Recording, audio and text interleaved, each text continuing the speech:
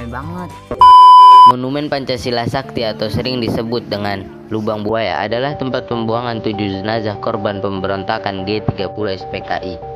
Di tempat ini, 7 pahlawan revolusi kita yang telah berjuang untuk mempertahankan ideologi negara Republik Indonesia, yaitu Jenderal Ahmad Yani, Majen R. Suprapto, Letjen S. Parman, Majen MT Haryono, Brigjen di Panjaitan, Mayor Jenderal Sutoyo S, Letu PA Tendean, dimasukkan ke dalam sumur ini yang disebut sumur maut dengan kedalaman 12 meter dan berdiameter 75 cm.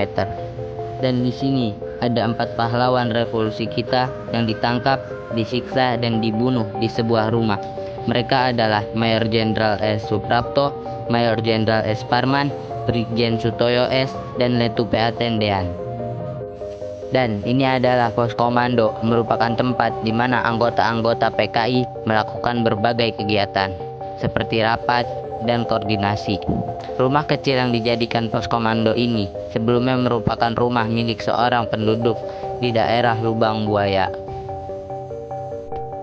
Tidak jauh dari pos komando ada juga dapur umum, merupakan salah satu saksi sejarah yang digunakan oleh gerombolan PKI waktu itu sebagai bangunan yang diguna memasak bahan pangan selama kegiatan G30 SPKI berlangsung di lokasi kejadian, dan digunakan oleh PKI sebagai tempat penyediaan konsumsi bagi para gerombolan PKI.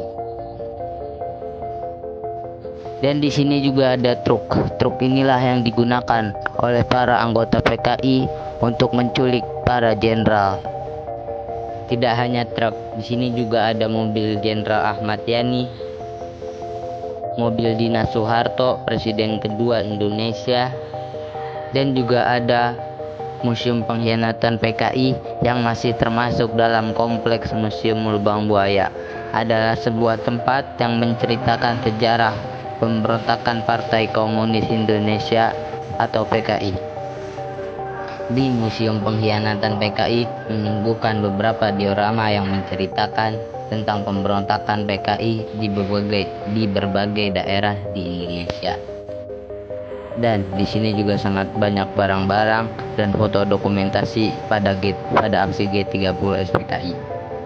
Sekian dari saya. Wassalamualaikum warahmatullahi wabarakatuh.